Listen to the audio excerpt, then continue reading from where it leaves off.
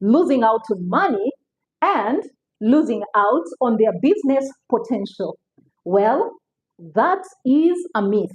And that's why in today's video, I'll be telling you about why it is important to niche down, what niching is all about, and how you can actually niche down so that your profits can go up. Oh, yes, when you niche down, your profits actually go up. Let's learn exactly how to do it in today's episode of the Lydia Amuge Mentoring Podcast. Hey, Unstoppable family, welcome once again to the Lydia Amuge Mentoring Podcast, where I inspire and equip you to increase your income, your impact, and your influence through a purpose driven business. If you've been following me for the last two episodes, I started a journey on getting started on your purpose driven business. And so far, I've covered two episodes why it is important to uncover your purpose and how exactly to uncover your purpose. So, if you have missed any of those two episodes, I would really strongly encourage you to go back and watch those two episodes so that you can enjoy this growth journey and experience. So today we shall be talking about niching down. So before we can even start talking about niching down, it's important for us to be able to understand what is niching down. So I don't want to give us some hard, descriptions of what niching down is. I want to make it easy, squeezy, peasy so that you can actually see what niching down means from a day to day life experience. Think about niching down in relation to dating. I guess you have either dated someone with the hope of considering them for marriage, or you're in the process of dating someone, or maybe you've not dated or not in the process of dating anyone, but maybe at least you have seen some people dating. So you have seen what usually happens in the dating process. When a man is considering a woman for marriage, most times they will have a number of women around them that they are potentially considering. One may be tall and has brown eyes that he loves. Then another one may be short, but probably he loves her skin texture and her beautiful character. Then another one may just be bold and confident and he likes that about her. Now, usually, when a man is narrowing down, he will put all these women, and say, now, which of these ones will I choose? Remember, each of these women probably has different characteristics or different traits that he loves, but he has to narrow down to one woman to finally take to the altar or to finally take to his home, to his parents, and introduce as his wife. So that's exactly what niching is in simple, easy terms. Niching is simply you choosing to pick out a particular segment of the market that you want to focus on, that you want to serve, that you want to give your best. So this niching can basically happen in different ways. Number one, you could choose to focus on a specific industry. So niching happens in different forms. Number one, you could choose to do what we call industry niching. What does that mean? Industry niching means that you choose to focus on a particular industry instead of trying to focus on everyone. Say, for example, you want to do customer care training. Instead of trying to focus on everyone within the market, you could choose to say, instead of trying to train every industry in customer care, I'm going to focus on training only the banks. Okay? So you choose the finance industry, such that everyone in the finance industry, when they think about who can give us the best customer care training for banks, they think about you. So that is one possible way of niching. The other second way you could think of niching is by niching through a specific demographic. Okay? So What does a specific demographic mean? A specific demographic means that you are going to choose a specific group of people. For example, women. For example, men. Let me give an example. You could choose to open up a gift shop, and instead of opening up a gift shop for everyone, you could say, let me open up a gift shop just for men, because I know people struggle a lot to easily get gifts for men. So instead of opening up a gift shop where you can get gifts for women, gifts for children, gifts for adults, you just focus on a gift shop that specializes on providing gifts for men. And then the third way of actually specializing, you choose a specific service. Okay, specialization could also happen through the kind of service that you are providing. Currently, you look at everyone is trying to say they're doing social media managing, they are designing websites, they're doing this and that. So instead of trying to offer all of those services, you could say, I'm going to focus on website designing. So instead of trying to do social media marketing and website designing and so many other SEO management, you say, I am going to focus on designing websites for entrepreneurs. Okay. So these are three potential areas you could, ways of specialization: through industry, through demographic, and through specific service. So don't worry exactly how this will happen, because I am going to show you how exactly to do this through the MAN framework that I write about actually in my book, Profit from Your Passion. So stay with me. So, what are the benefits of niching down? Probably you're still there, but are still skeptical and saying, Lydia, there are no benefits of niching down. I'm telling you, if there were no benefits of niching down, I probably would not be talking about it today. There are definitely many benefits of niching down, and that's why I am talking about it today. I understand you when you have, I understand the fear you have about niching down. When I first started on my journey in business, I remember trying to serve so many niches at the same time. We had a product called Women Empowerment. We had a product called Student Empowerment. We had a product on corporate training. We had a product on public speaking. We had a product on customer care. We were everywhere. And as a result of trying to be everywhere, we failed to win the hearts of our clients. When we went to give programs in schools, the schools looked at us as overqualified for them. Then when we came to the corporate companies looked at us like, these ones are too young. They probably not give us the kind of value that we would desire of them. So we confused our clients. I remember one of the other struggles we also faced was our marketing messages. We really struggled with our marketing messages. You're wondering, so do I talk to the corporates? Do I talk to the women? Do I talk to the students? Do I talk to the people interested in public speaking? Gosh, it was such a cocktail that it was very hard for us to satisfy and serve our clients well. So let's therefore look at the benefits of niching down. Of course, number one is that the first thing is that the profits are going to go up. Think about it. When you go, for example, for to the medical facilities that you visit, do you notice that you pay your specialists higher amount of money than you're paying your general doctor?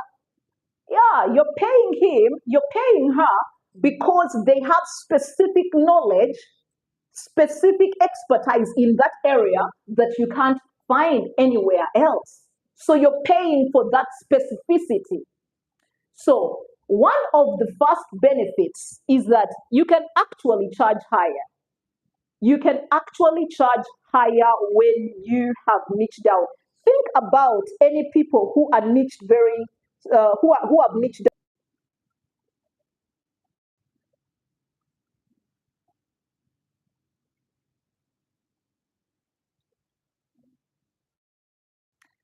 Sorry about the network glitch. So I was talking about the fact that when you niche down, you are able to make higher profits because you become so good at what you're doing that you can easily charge premium prices. It's very hard to charge a premium price for something that you can find next door. Because guess what? When someone tells you a premium price for this particular product, you'll say, well, two steps ahead of me, I can get the same product at less price. Why? Because it's everywhere and everyone is doing it. So there's nothing special about what you're offering. But when you niche down, you become so good at what you do that it's very easy to charge premium prices. Number two, you have what I call a better understanding. Okay? A better understanding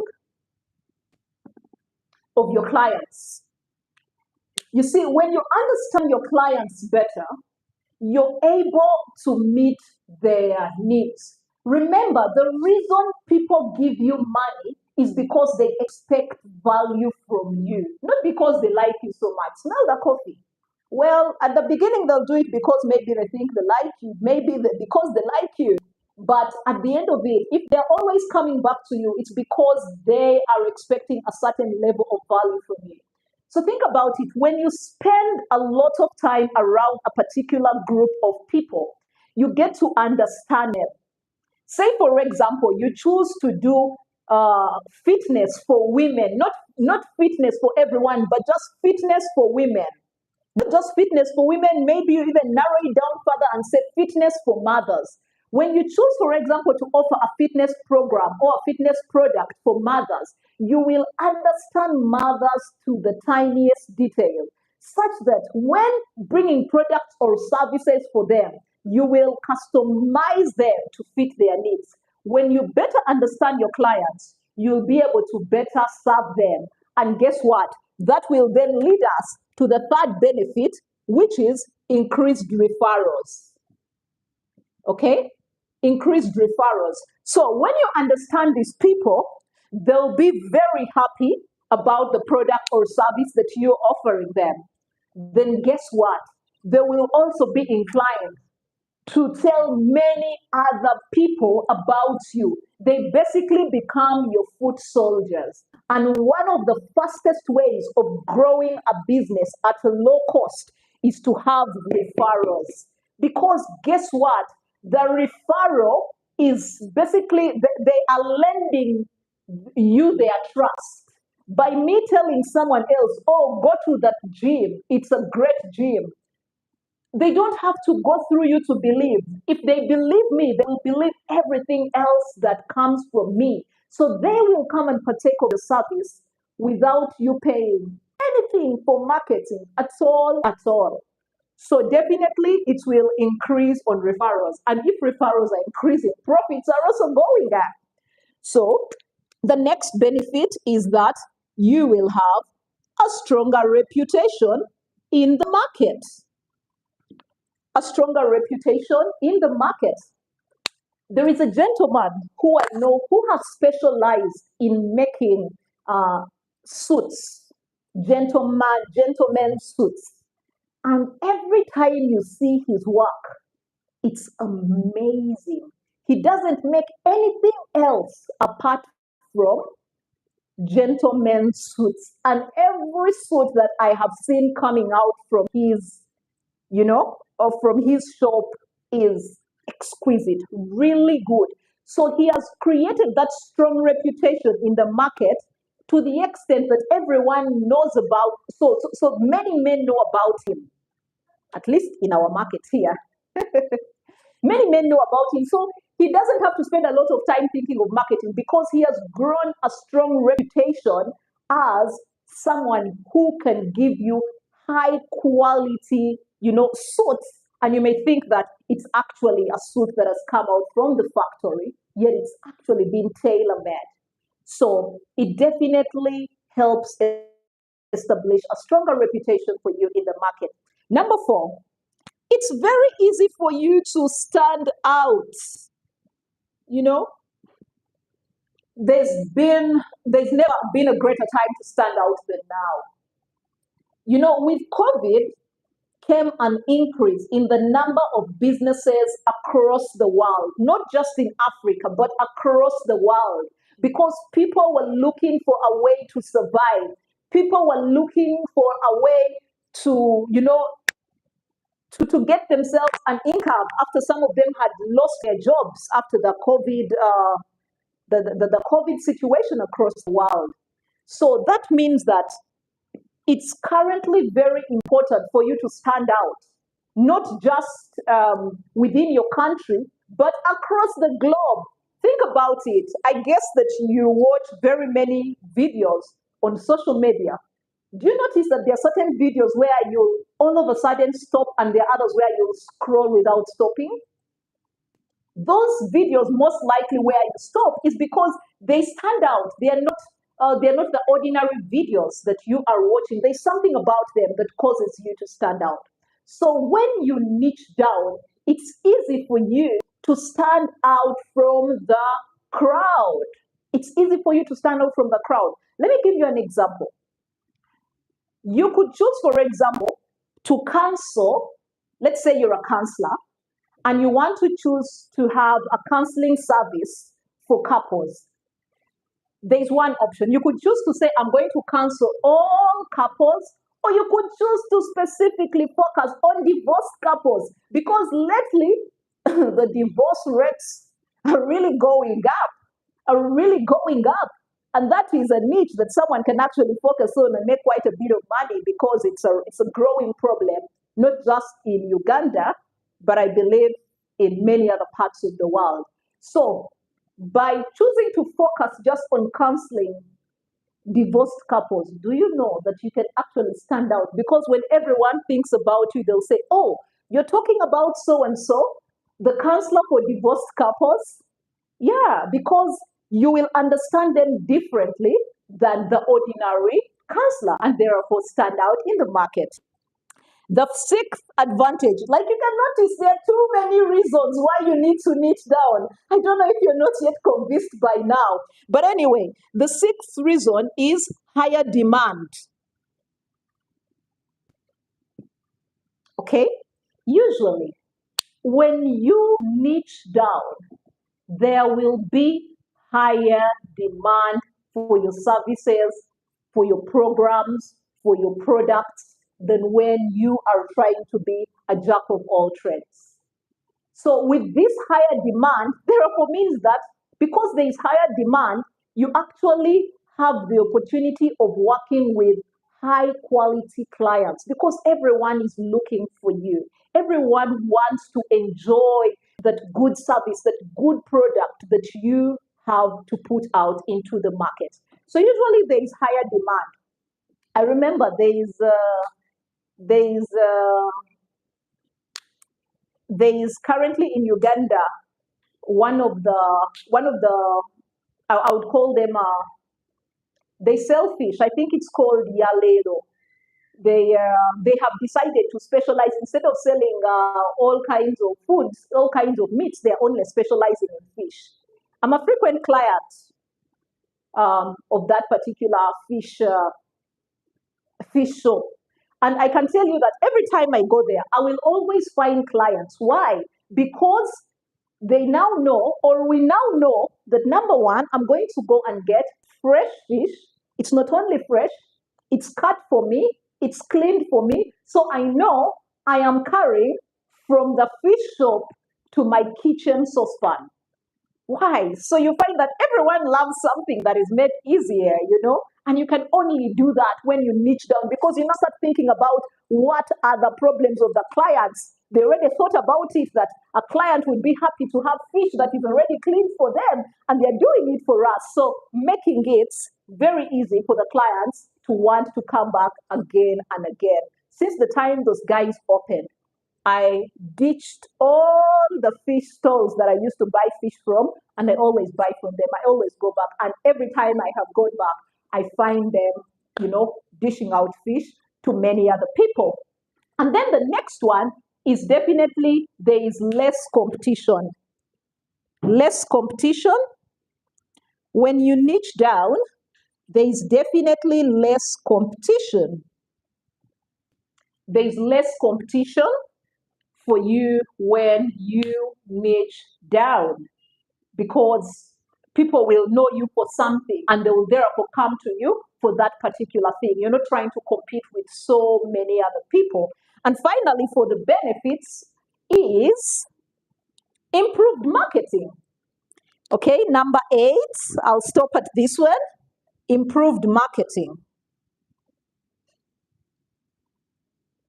You see, your marketing message gets stronger when you are speaking to a specific group of people. Think about the example when you're talking about fitness for mothers, for example. Instead of talking to everyone and say, hey guys, come to the gym, you'll lose weight. No, you can specifically speak to the mothers and tell them, hey guys, I know you're battling with those tires after giving birth to that beautiful baby girl, to that beautiful baby boy.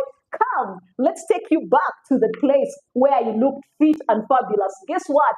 You can speak specifically to the mother's needs, and so they will easily come to you because your messaging is directed towards them. So it strongly improves your marketing message. So finally, for today, let me now show you, now that I've talked about the benefits of niching down, let me show you exactly how to niche down using the MAN framework that I write about in my book, Profit from Your Passion. So if you have not gotten a copy, feel free to check the descriptions in the link so that you can get yourself a copy, a digital copy or a physical copy of my book, Profit from Your Passion, where I talk about this framework in detail. However, today I will still give you that MAN framework that will help you to niche down. So in order for you to determine your most profitable and marketable niche,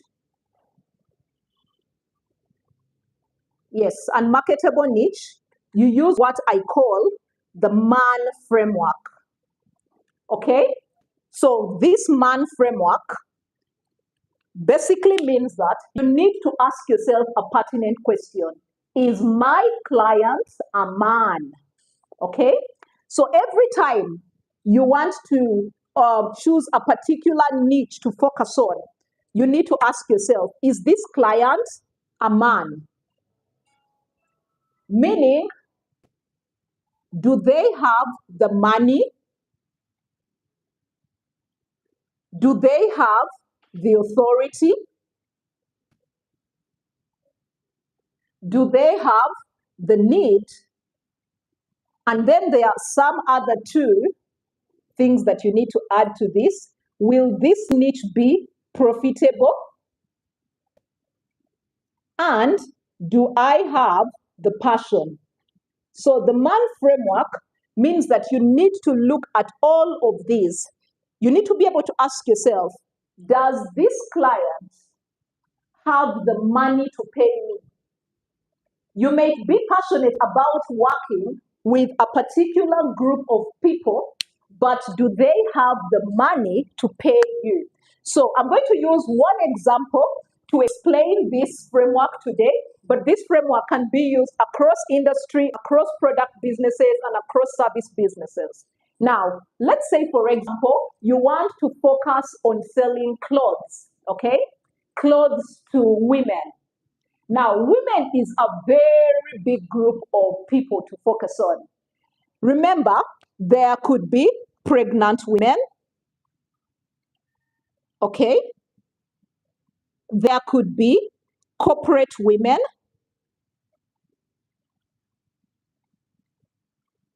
There could be campusers, university students is what I'm talking about. In Uganda, we say campusar. I hope that is said the same way in all other countries. But campusers are university students. So all of these are women. Now, what most people will do, they'll say, let's just sell clothes to every one of these women. This is not niching down, and chances of you making high profits in this way are not are very slim. So when you bring in the MAN formula says that you rate each of these using the MAN framework on a scale of 0, sorry, on a scale of 1 to 5. So you come and ask yourself, of these three categories, the pregnant women, the corporate women, and the university students, who has money to pay us for the clothes that we want to sell to them on a scale of 0 to 5? So you give a rating for each of these. Okay? So let us say we have the pregnant women here, we have the corporate women here, and then we have the university students here. So let us say the pregnant women, probably because they are spending on antenatal care and so many other things, maybe on a scale of 1 to 4, they probably have, maybe you'd say maybe at 3.5. They have the money, but the money is also going to other needs like getting set for the baby that is coming. Then you see the corporate woman. Remember, she's a corporate woman. She wants to look impressive at the boardrooms and at the workplace. And she's probably already making this money. So she has the money to spend. So on a scale of 0 to 5, she has the money. Then the campuser, the university student, this, because they are students, chances are high that they may not have that money to spend, all the time on clothes. So maybe they may have a bit of money coming in from their parents and a few nice boyfriends. So maybe you'll give them a 2.5. Okay? Then you get to authority. Who of these three categories of people has the authority to make the buying decision? When I talk about authority, I'm talking about authority to make the buying decision. Does the person you want to target have the authority to make the buying decision, or have the authority to make the final say regarding your product or service? So if this pregnant woman is most chances, if she's a working woman and a woman who can make decisions on her own, she may have the authority. Okay? The corporate woman most likely will have the authority because she's working and has the money. The student may have the authority, but to a certain extent, because her parents may say, in this house, you don't wear this and this kind of clothes. So let's say maybe she has about 3.5 out of 5 of authority, because her parents are also probably restricting what she can wear and what she can't wear. The need, when you look at all these three categories of women, who needs these? Remember, when you are creating a business, or when you're creating a business, you're coming to solve a need. You're coming to meet a need. You're coming to solve a problem and meet a need. So of this, who really needs these clothes? You could say, well, the pregnant woman will need them, maybe, but not so much, because remember, she does not want to buy so many clothes because she knows that she's in a changing phase of life. So probably her need is about 4. The corporate woman probably needs them because she has to look impressive in the boardroom. And then the campuser, that's not one of her biggest priorities. Well, she wants to impress some of the boys around her, but not a very big need. So let's say her need is 4. Now, finally, you need to ask yourself these questions. Of all of these groups, which do you think will be the most profitable? So you could find that maybe the pregnant women could be profitable because they have to change clothes. They have no option. They have to change clothes. The corporate woman could also be profitable because she has the money at her disposal, and some people will even take loans to actually buy these clothes. Yes, I've heard of women who are buying clothes at on credit because they want to look good. And well, the campuser will be maybe not very profitable. So let us say 3.5.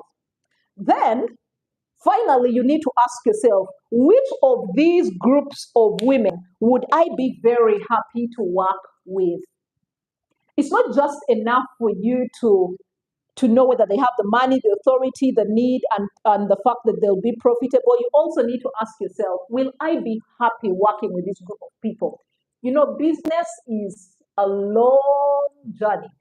So you don't want to take on a long journey and you're so sad to work with a group of people that you have chosen to work with. So it's always important to now you add up each of these and get final totals here. And the highest total, for example, I can see here it's the corporate women.